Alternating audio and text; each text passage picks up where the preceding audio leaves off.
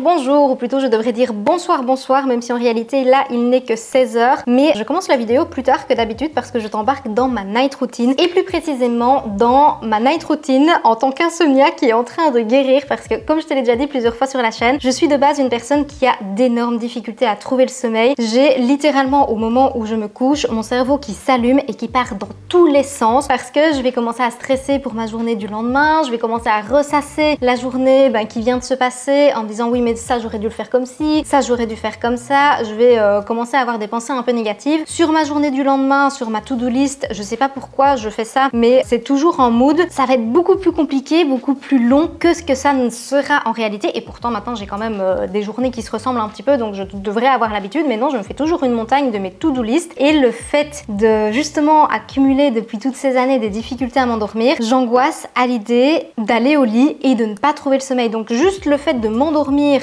pas suffisamment rapidement me stresse, ce qui fait que forcément, vu que je stresse, je n'arrive pas à trouver vite le sommeil. Plus les heures passent, plus je m'énerve, et plus je sais les impacts en fait que ça aura le lendemain sur ma journée. Donc je serai forcément moins en forme, je serai beaucoup plus irritable, moins productive, je serai beaucoup plus à fleur de peau, et l'idée justement de tout ça m'empêche encore plus de dormir. Mais je dois dire que là, ça fait quelques mois, quelques semaines que j'ai mis en place des petits gestes qui ont fait une grande différence sur ma capacité d'endormissement, en tout cas sur ma vitesse d'endormissement, sur la qualité de mon sommeil, dans le sens où je me réveille beaucoup moins fréquemment. Avant, je me réveillais genre 3-4 fois pendant la nuit, et le matin, je sens bien que je me réveille beaucoup moins fatiguée que ce que ce n'était précédemment. Donc là, j'ai un sommeil qui est réparateur, qui est réellement bénéfique. Je me suis dit que j'allais partager tout ça dans cette vidéo, tous les petits gestes qui me font du bien, parce que malheureusement, on est nombreux et nombreuses à souffrir de difficultés à s'endormir. Et je commence cette vidéo à 16h, et il est 16h10 précisément, tout simplement parce que là je suis devant mon ordi, donc j'ai bien bossé tout l'après-midi. Je n'arrête pas de travailler à 16h, mais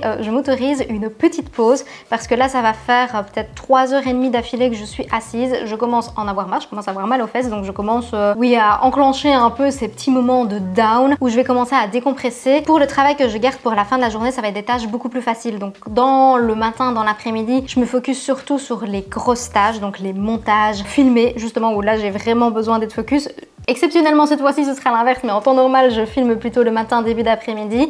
Et surtout, je ne consomme plus de café. Donc ça en réalité c'était un déca que je me suis fait vers 15h, je pense vers 14h30, 15h, je ne sais plus. Mais à partir de 13h personnellement, je ne consomme plus de caféine. Je me limite en général à une tasse par jour, parfois deux, ça peut m'arriver, surtout si je suis en city trip avec Gilles, qu'on voit des chouettes adresses, des chouettes coffee shop. Là c'est vrai que je vais être plus vite tentée. J'adore le goût du café, je te l'ai déjà dit 1 million de fois aussi. Donc là c'est vrai que je vais plus vite me laisser aller à la dégustation, mais à la maison j'essaye de limiter à une tasse que je bois à un moment le plus pertinent selon moi, c'est-à-dire avant ma séance de sport vers 9h, donc pas proche du réveil, parce que c'est important aussi de pas venir perturber ta production de cortisol, parce que sache que oui, en réalité une night routine ça se prépare dès le matin, dès le réveil, en ajustant correctement tes hormones, et que si tu bois un café dès le réveil, tu perturbes ta production de cortisol qui va avoir un impact tout au long de la journée, et qui peut d'ailleurs avoir un impact jusqu'au moment d'aller dormir. Donc le café pour moi c'est un grand oui, parce que c'est très bon, parce que ça peut être très pertinent pour améliorer la concentration, pour améliorer les performances, mais c'est important de les prendre au bon moment.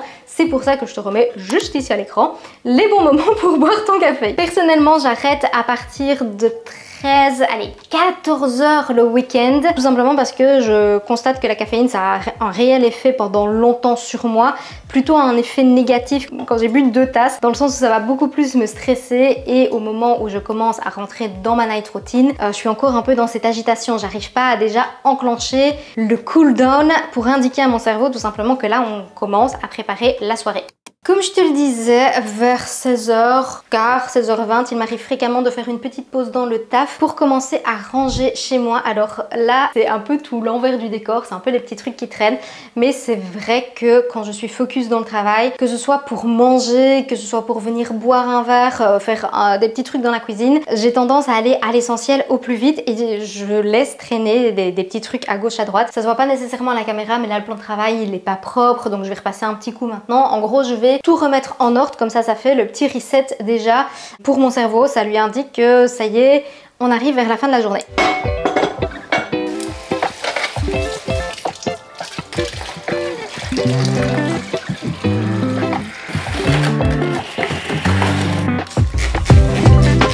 Ça, si jamais, c'est du vinaigre que je dilue avec de l'eau pour m'en servir comme pchit-pchit.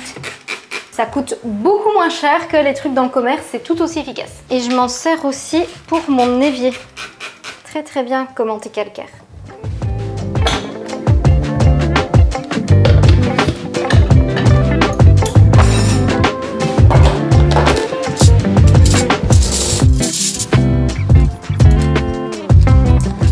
On en parle de ce bonheur de mettre sécher son linge dehors tant qu'il fait toujours beau. Tellement plus agréable. Là, je vais me reposer 2 petites heures devant l'ordi. J'attends en général que Gilles revienne du bureau. Donc il est mi-temps en présentiel à son bureau, mi-temps en télétravail. Et quand il est au bureau, j'attends jusqu'à 18h30 en faisant des tâches plutôt faciles. Donc à partir de 16h, c'est vrai que je me lance plus dans des trucs qui sont très longs et très compliqués parce que je sais que j'aurai pas la possibilité de les terminer. Et je sais pas t'expliquer, je sais pas mettre des mots dessus. Mais moi, quand j'ai des tâches comme ça qui sont en suspens et que je n'ai pas fait à 100%, que je les reporte au lendemain ou en tout cas que je les termine le lendemain, bah ça me stresse, ça m'angoisse. Genre c'est comme si j'avais pas bien réussi à cocher toutes les cases de ma to-do list. Je sais, dit comme ça, j'ai l'air d'une folle, hein. J'en ai parfaitement conscience, mais par expérience, j'ai appris qu'il vaut mieux que je reporte à 100% la tâche qui sera à faire du coup en entier le lendemain que de la faire à moitié aujourd'hui et l'autre moitié demain parce que moi ça me stresse. Je n'arrive pas à ne pas faire les trucs jusqu'au bout. Donc là, je vais plutôt m'organiser pour faire ma petite miniature YouTube, chose qui va plutôt vite en réalité, mais que j'aime beaucoup. Répondre à des mails, organiser peut-être des prochaines collaborations. Ça peut être intégrer une vidéo sur YouTube, l'exporter parce que ça c'est plutôt rapide, il faut faire la petite description, ce genre de choses. C'est pas des tâches qui, je sais, vont me prendre des heures et des heures.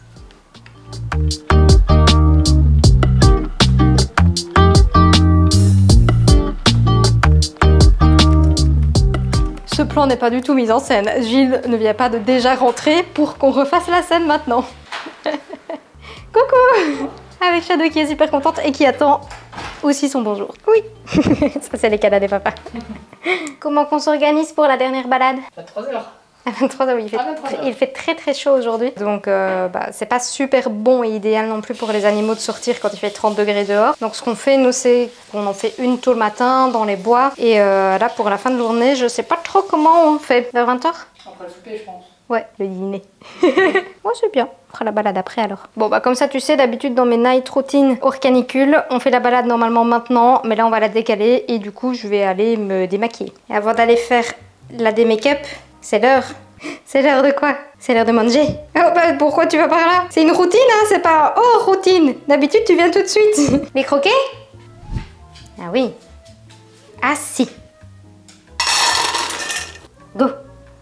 J'aime bien me démaquiller avant de manger. Le repas du soir, ça me met dans un mood un peu plus confortable, un peu plus cocooning. En réalité, je vais déjà mettre mon pyjama et même au moment d'aller faire la balade avec Shadow, je remettrai un truc très cosy, très cocooning, un truc à la va-vite. En ce moment, j'utilise un lait démaquillant. Parfois, j'utilise des huiles, parfois des eaux micellaires. En vrai, ça change un petit peu. Ça, c'est celui de chez Olisma. Il est très agréable. Petite astuce pour faire des économies, les cotons lavables. Ça, c'est dès que j'avais acheté chez Action, c'était moins de 3 €, donc en 3 paquets de jetables, c'est rentabilisé. Ensuite, je lave mon visage. En ce moment, j'utilise ceci, le Melvita Nectar Pur. Il laisse une sensation très fraîche, très agréable. Et personnellement, j'ai des petits carrés d'essuie comme ça ne me sert que pour mon visage. Je trouve que c'est un petit peu plus hygiénique d'avoir un essuie dédié pour ça. Et enfin, je termine par une petite crème hydratante. Là, c'est une de chez Yepoda. Je l'apprécie vraiment beaucoup, c'est de Night Light. Et ce que je fais, je triche un petit peu, mais c'est que je la mélange avec de l'autobronzant. Comme ça, le lendemain matin, j'ai bonne mine. Parfois, je fais avec une gua sha. Pour être honnête, pas du tout tous les jours, je prends pas le temps de le faire, plutôt le week-end, un peu en mode self-care, reset day, mais juste le fait de déjà faire sa petite skincare, petit geste moment pour soi, de décompression, ça enclenche ma soirée. Ça va peut-être te paraître évident, mais au pire, je te le dis quand même, bien choisir ses pyjamas. Prendre des matières dans lesquelles tu es confortable, pas des matières qui ne respirent pas des matières qui vont faire que tu vas beaucoup transpirer pendant la nuit. C'est important de prendre des choses qui sont fluides, qui ne te collent pas trop, qui ne te compressent pas, des choses dans lesquelles tu es à l'aise, quoi, parce que ce sera beaucoup plus facile forcément pour mieux dormir. De même, un truc dont on parle je trouve très peu finalement dans les astuces pour bien dormir, qui est hyper sous-coté et qui pourtant est selon moi la base, c'est d'avoir une literie de qualité. Et quand je parle de literie, je parle du matelas qui doit correspondre à ta manière de dormir, au coussin et aux parures de lit parce qu'il y en a qui sont en matériaux genre du polyester et tout ça qui ne respirent absolument pas, ce qui fait que même en plein hiver par moins 20 degrés, tu te réveilles parce que tu crèves de chaud, t'es en train de méga transpirer parce que tout simplement le matériau n'est pas fait pour être optimisé pour bien dormir. Et en fonction de si tu dors sur le dos, sur le côté, sur le ventre, il y a des moyens d'optimiser ton matelas et ton oreiller. Moi par exemple je dors sur le ventre et du coup il me faut un matelas qui est ferme et un oreiller qui est tout fin. Il y en a pour qui ce sera complètement l'inverse, ils préféreront un matelas qui est bien moelleux et un coussin énorme. Moi par exemple sur les coussins énormes je ne sais pas bien dormir du tout, c'est pour ça que dans les hôtels j'ai souvent beaucoup de mal parce que justement ils vont privilégier les coussins énormes. De même dans l'idéal il faut que ta chambre soit épuré et cocooning. Alors moi j'ai pas encore terminé l'aménagement pour tout dire, donc il manque encore un petit peu des décos pour rendre le truc chaleureux. Enfin, j'aimerais bien quand même mettre encore une petite fausse plante, ce genre de choses, mais il faut pas que ce soit non plus un foutoir monumental parce que sinon au moment d'aller faire dodo tu vas surstimuler ton cerveau, il y a tout qui va s'allumer, il y a tout qui va clignoter et ça va t'empêcher de dormir. C'est important d'avoir un espace aussi, si c'est possible évidemment dans ton logement, qui est uniquement dédié à la fonction de faire dodo. Il y en a qui travaillent dans leur lit, il y en a qui mangent dans leur lit, il y en a qui passent des heures à scroller dans leur lit et c'est pas l'idéal parce que du coup ton cerveau n'associe pas le lit à une chose à faire, c'est-à-dire dormir. Il l'associe à des tas d'autres trucs qui fait que tu as plus de mal à t'endormir. Du coup le lit pour moi ça sert à faire dodo et à lire justement avant de faire dodo, mais ça on en reparle plus tard. Le week-end je me fais souvent un petit reset moment dans le sens où j'organise tout mon agenda avec les grandes lignes, avec ce que je vais devoir faire, les contenus que je sais que je dois filmer, si j'ai des rendez-vous pro, perso, tout ça je le consigne, mes séances de sport également je les note, mais au jour le jour j'organise quand même mes to-do list parce que comme tout le monde il y a des choses qui se rajoutent. Parfois je suis plus productive aussi sur certaines journées donc du coup je gagne du temps le lendemain pour pouvoir faire d'autres choses. Bref la vie quoi. Je vais pas te faire un dessin. Je note bien tout parce que ça ne reste pas dans un coin de ma tête. Des fois avant de m'endormir justement j'avais beaucoup de mal parce que je pensais à je dois faire ci, je dois faire ça, je dois faire cela et j'avais peur d'oublier de faire toutes ces choses. Donc maintenant je les note d'office dans mon agenda parce qu'au moins ce n'est plus à moi de porter la charge mentale. C'est au papier. Par exemple pour demain je sais que je dois filmer un plan très spécifique pour une collaboration qui aura lieu d'ailleurs dans la prochaine vidéo. Il y a eu une petite mise à jour, un petit changement au niveau du code promo qui sera plus intéressant d'ailleurs. Du coup je dois changer ce plan et le réinsérer dans la vidéo pour l'exporter enfin sur YouTube, ce sera plutôt rapide. Je dois filmer un réel et dans l'idéal le monter. Je dois envoyer un mail important et très précis et clairement ce sont des petits gestes qui font une grande différence, c'est un petit peu le tout cumulé, mais quand j'arrive vers la soirée j'éteins définitivement mon ordi et je ne le laisse pas à vue. Je le range parce que sinon ça envoie encore un message à mon cerveau de je dois potentiellement travailler, je dois encore potentiellement faire des trucs. Là je clôture ma journée pour que mon cerveau puisse passer à autre chose. Et en plus ça fait moins de bordel. Hop là. Pour le repas du soir, quand il n'y a pas de meal prep, c'est tout le temps moi en réalité qui le prépare. Ça fait partie des tâches que j'adore faire. Et avec Gilles, on a une répartition plutôt équitable et surtout très bien pensée parce qu'on fait chacun ce qu'on aime bien en réalité et ce qu'on fait bien. Par exemple, lui il fait la salle de bain, moi je déteste ça et lui il la nettoie particulièrement bien. Et pour tout ce qui concerne la nourriture, là c'est vrai que j'ai de base plus d'expérience. Au niveau de l'équilibre alimentaire, évidemment, je sais un petit peu plus que lui de par mes études et de partout le fait que la nourriture me passionne et donc je continue de me former et de m'intéresser. Lui il va plutôt gérer l'administratif par exemple, la gestion des factures de nos comptes, les assurances, les recherches parfois qu'il faut faire pour organiser telle ou telle activité. Il a beaucoup plus la patience que moi pour tout ça. Genre si on veut faire justement une activité, il va comparer les différentes possibilités, les meilleurs horaires, les meilleures entreprises qui proposent cette activité, il va aller voir les avis. On se rend pas compte mais c'est hyper chronophage et même les voyages d'ailleurs, ça va être plutôt lui qui va faire la recherche des logements. On fait la sélection finale ensemble mais il épure déjà grandement en faisant sa petite présélection. J'en arrive d'ailleurs sur le sujet du repas du soir. Alors je sais que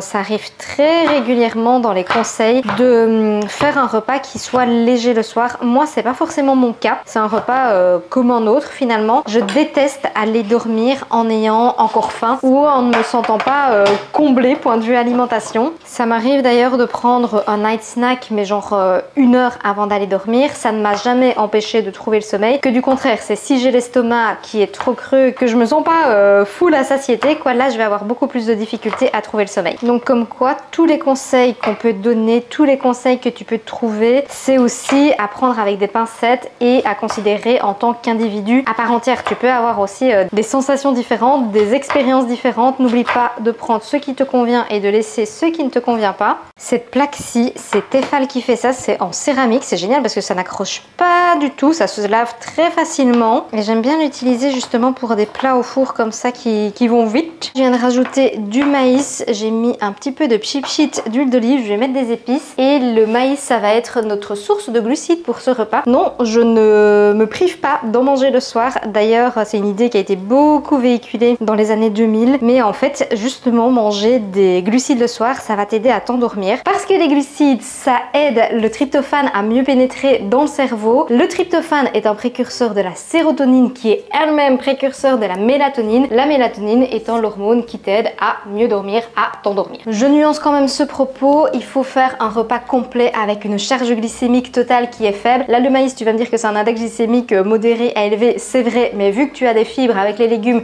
vu qu'il va y avoir une source de protéines, la charge glycémique totale du repas va diminuer, d'autant plus que j'ai également mis de l'huile et qu'il y aura d'autres sources de lipides. Bref, ce sera un repas complet dont la charge glycémique ne sera pas si élevée que ça. En revanche, si tu manges un repas à haute charge glycémique juste avant d'aller dormir, le problème c'est que ça va jouer au yo-yo sur ton insuline. Il va y avoir un gros pic puis un gros down peut-être au moment où tu dors. Tu vas faire une hypoglycémie au moment où tu dors et là ça peut provoquer des micro-réveils. J'admets que ce sont des termes très techniques, j'essaye de les vulgariser au maximum, c'est pas évident mais je pense que tu as compris l'idée. Je vais venir mettre un petit mélange d'épices. Et sur le côté, je vais en profiter, je vais mettre à dégeler des petites boulettes veggie que j'avais fait moi-même. Il est 19h20, en général on mange vers 19h30, 20 € plus tard, ça dépend un petit peu s'il y avait déjà du meal prep, si le repas demandait beaucoup de préparation ou pas beaucoup. Bon en réalité chez moi c'est toujours hyper simple, c'est toujours des recettes qui restent équilibrées mais qui restent très faciles à faire. Et tout ça pour te dire qu'à partir de cette heure-ci, ce que j'essaye de faire c'est ne plus trop être sur mon téléphone. C'est pas facile parce que je poste mes réels sur Instagram et mes TikTok d'ailleurs parce que je poste sur les deux vers 17h30 et que donc la portée de ce réel indique si c'est bien ou si c'est pas bien pendant les heures qui suivent. Donc je vais pouvoir voir le nombre de vues, le nombre de likes, les commentaires, potentiellement y répondre. Vu que les écrans c'est pas l'idéal juste avant d'aller dormir parce que tu as la lumière bleue, parce que tu as une surstimulation d'informations avec les réseaux, enfin tu vois quand tu scrolles, t'as plein d'infos, ton cerveau il est en train de processer ça. C'est encore pire si tu le fais en regardant une série parce que non seulement tu as les deux écrans, tu as les deux flux de lumière bleue, mais en plus tu as plein d'informations à traiter. Comment veux-tu que ton cerveau comprenne que bientôt il va devoir se mettre en off, il va devoir dormir? Donc ça, j'essaye de poser loin. Et pour la télé, c'est vrai qu'avec Gilles on aime bien de regarder quand même une série, c'est un peu un moment à nous où justement on décompresse. En ce moment on regarde Mercredi qui est sorti sur Netflix, j'aime bien. Je trouve que cette saison elle est un peu moins bien que la saison 1 mais c'est toujours comme ça en même temps parce que les saisons 1 tu découvres l'univers, tu découvres les personnages et les saisons 2 c'est quand même compliqué de faire encore aussi bien, de refaire découvrir le truc, mais elle est quand même très bien. Je te montre le tout une fois assemblé. On a donc nos légumes que j'ai fait au four, courgettes, poivrons et maïs, les petites boulettes avec le haché veggie, une tomate que j'avais sur le côté, du riz en plus qui va accompagner le maïs. En autre source de lipides du coup j'ai mis un avocat que j'avais dans le congélateur, je les congèle moi-même, ça marche super bien. Et en petit topping j'ai mis une tonne de coriandre parce que j'adore ça et de la sriracha mayo. C'est un plat qui fait hyper travaillé, hyper élaboré alors que c'est tout simple à faire. Ça littéralement pour moi c'est un plat de la flemme. Bon appétit! Bon appétit! Et alors petite tradition avant de commencer le repas, on chine. Et Jules tousse toujours à la première bouchée. Non, c'est pas vrai, regarde, j'ai pas fait. Tu t'es retenu à fond. Ok, c'est bien épuisé. Ah bon? On va faire pipi. T'es sage toi tout le temps dans les ascenseurs. Tu t'assois et t'attends. Bah oui, tu es sage toi.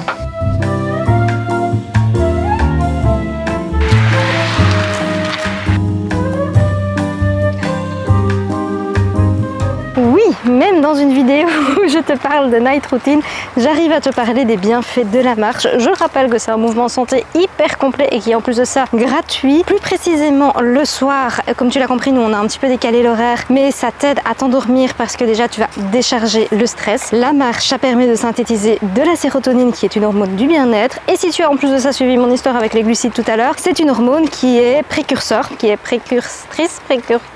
de la mélatonine, qui est littéralement l'hormone qui t'aide à t'endormir. Ça permet de diminuer le taux de cortisol aussi. Et nous, on aime bien de le faire à deux, enfin trois en réalité avec Shadow, mais de la dernière balade, parce que justement, on va pouvoir discuter de ce qu'on a fait dans la journée, on va pouvoir communiquer nos ressentis, vider son sac littéralement. Et ça permet de faire le point, de processer. Moi, c'est toujours un truc que j'avais un peu dans ma tête, dans un coin de ma tête. Le petit besoin de Shadow dans un coin de ma tête juste avant d'aller dormir. Et là, le fait de justement en parler, communiquer, ça permet d'avancer et d'arriver sur le lendemain beaucoup plus serein et en ayant clôturé la journée. De plus, mais ça je trouve que c'est plutôt valable pour l'automne et pour le printemps, le fait de s'exposer au soleil qui est en train de se coucher, ça aligne ton cycle circadien. Je ris parce qu'une abonnée m'a un jour dit que j'avais dit cirque au lieu de cycle, mais en réalité c'est pas facile à dire je trouve. Mais en gros, le fait de t'exposer par exemple dès le réveil à la lumière du jour, bah, ça indique aussi à ton système que ok, là on enclenche les processus de réveil. C'est valable également le soir et c'est pour ça d'ailleurs qu'en hiver on est souvent plus fatigué parce que vu qu'on est moins exposé à la lumière du jour, bah, on est déjà plus dans les process de il faut aller dormir. On vient de rentrer, là il est 21 h, du coup comme la température extérieure est bien redescendue, ce que je vais faire c'est ouvrir la fenêtre pour bien laisser rentrer la fraîcheur. En réalité ça c'est un truc que je fais en toute saison, c'est-à-dire aérer, déjà pour réapporter de l'oxygène à la pièce. Avant de dormir c'est l'idéal, mais surtout pour faire diminuer la température parce que je sais pas si tu sais, mais quand on est dans le processus d'endormissement, la température corporelle de notre corps baisse. Forcément si tu mets déjà un bon environnement, un bon conditionnement pour pouvoir faire ce processus, ce sera beaucoup plus facile. Et c'est d'ailleurs pour ça que l'été, quand il y a des grosses chaleurs, des grosses canicules, on a énormément de difficultés à s'endormir. C'est parce que ta température corporelle a du mal à baisser. Et oui, je le fais aussi en hiver. D'ailleurs, le fait de réoxygéner la pièce, d'apporter un petit coup d'air frais, je trouve qu'il y a un petit effet reset, un petit effet enfin je sais pas, c'est agréable en fait, je sais pas de le dire autrement, c'est gai. Tu beules toi? Oh oui, tu beules, tu surveilles tout le monde à l'embouchure de la salle de bain et de la chambre, pas de colle. Et petite info, ma fameuse recette de mon chocolat chaud maison, tu peux aussi la faire en glacé. Le fait de prendre du cacao, il y a des personnes qui peuvent être très sensibles à la caféine et ça peut empêcher un tout petit peu de dormir. Moi personnellement c'est une boisson qui me réconforte, qui m'apporte beaucoup de cocooning, qui m'enveloppe, et en plus le cacao comme c'est riche en magnésium, ça aide à se détendre, ça facilite encore une fois, combien de fois est-ce que j'ai dit dans cette vidéo, mais l'endormissement. Vu que c'est une boisson très réconfortante, ça aide aussi à sécréter la sérotonine, qui encore une fois aide à après sécréter la mélatonine. J'en ai mis un peu beaucoup là, j'étais concentrée sur ce que je t'ai raconté. Voilà, donc ça va dépendre un petit peu des sensibilités de chacun. Pour le faire en glacé, dans mon eau qui vient du frigo, je mets du cacao pur, j'ai rajouté du lait végétal, un petit sucrant, ça tu prends ce que tu veux, du sirop d'érable, du sirop d'agave, des petites gouttes d'arôme, vraiment tu prends ce que tu veux, et je shake. Et après, c'est comme pour le matcha, c'est comme pour le café glacé, le déca glacé, une tonne de glaçons dans un verre, et le chocolat. Cette boisson pour moi c'est un câlin. Et ce que je vais faire, c'est en même temps prendre mon complément alimentaire. Je le prends 1 heure, voire 1h20 avant d'aller dormir. C'est Advanced Sleep Formula. Et dedans, il y a de la valériane et de la passiflore. Et je peux te dire que de tous les compléments alimentaires pour l'endormissement que j'ai testé, c'est le premier qui est réellement efficace. Depuis que je le prends, en plus de tous les autres trucs, mon temps d'endormissement est passé à moins de 10 minutes. Alors que comme je te disais avant, j'étais une insomniaque. Genre, je pouvais me retourner pendant des heures et des heures.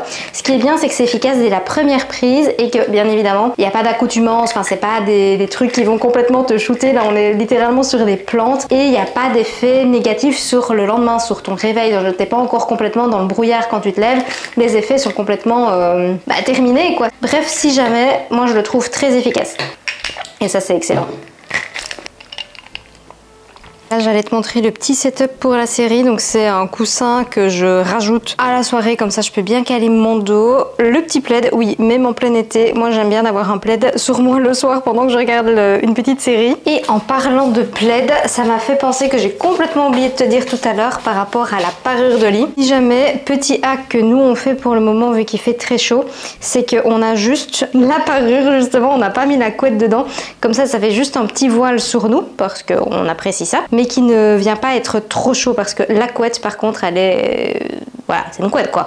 Vu qu'on a décalé la balade là, il est un petit peu plus tard que prévu, je crois qu'on va lancer direct la série. Parce que d'habitude, moi c'est vrai que je lance une petite vidéo YouTube avant de regarder un truc avec Gilles, ou je regarde un documentaire société. Je suis une grande fan de ça, genre tous les documentaires scandales dans les grandes surfaces, scandales sur les produits alimentaires, sur les gens qui ont des régimes un petit peu particuliers, genre ceux qui vont faire des cures de jus pendant 2 semaines, enfin voilà, tout ça. J'adore consommer, je suis très bonne spectatrice. Même un peu les documentaires aussi sur les gens qui ont des addictions au casino, voilà.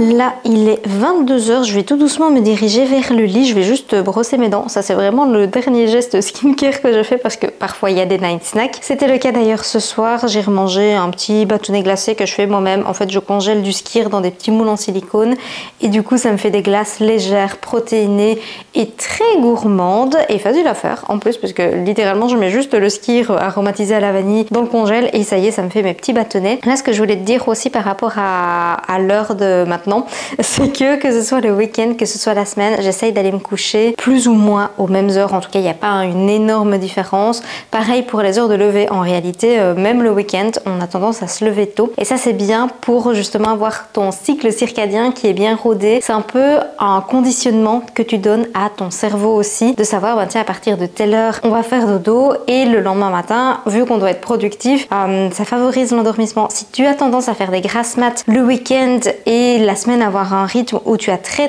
peu d'heures de sommeil, ton système hormonal et ton cerveau ne sont pas calés sur quelque chose de classique, de routinier et il ne sait pas finalement comment bien enclencher tous ces processus de réveil et d'endormissement. C'est pour ça que ça reste très important de garder plus ou moins, si possible évidemment, les mêmes horaires. Et on en arrive au dernier moment de ma night routine. Alors parfois je bois une infusion avec des plantes calmantes, donc verveine, camomille, les trucs de grand-mère mais qui sont efficaces aussi. Là j'en ai pas forcément ressenti le besoin, sachant qu'en plus j'ai bu mon petit chocolat, mais ça peut m'arriver. Juste je bois ou le chocolat ou l'infusion. J'essaye de pas trop boire justement avant d'aller dormir pour pas me provoquer des réveils pour aller faire un petit pipi. Voilà, je bois régulièrement au sein de ma journée, donc j'ai pas besoin de boire beaucoup le soir. Évidemment, ce conseil est adapté en fonction de ta réalité parce que si t'as pas l'occasion de boire pendant la journée à cause de ton travail, ça reste quand même préférable de t'hydrater et de boire du coup même proche du réveil et tout le matin si tu sais. Là je vais faire mes petites gratitudes avec le journal de Léna Dorable. Donc je te l'ai déjà présenté plusieurs fois aussi, mais c'est un journal qui t'invite à faire une petite introspection sur ta journée, de noter un point positif, de quoi on est fier et ça permet de se coucher avec justement des idées positives et pas avoir ce truc de spirale négative qui peut arriver par du stress. Là justement les dernières pensées sont tout aussi importantes